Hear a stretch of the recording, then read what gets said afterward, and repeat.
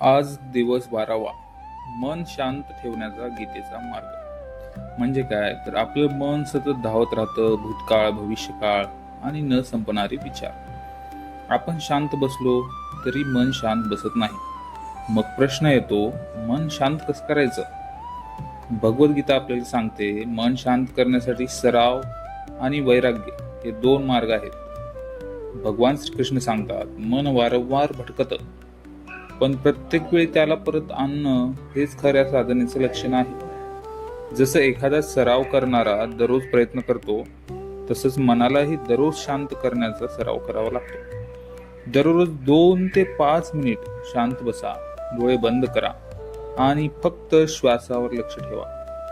हळूहळू विचार कमी होतात आणि मन स्थिर होतं. मन शांत झालं की जीवन अधिक स्पष्ट आणि सोपं वाटतं. हीच आहे भगवद्गीतेची शिकवण. तर अशाच आणखीन चांगल्या व्हिडिओसाठी सबस्क्राईब करा. जय श्रीकृष्ण.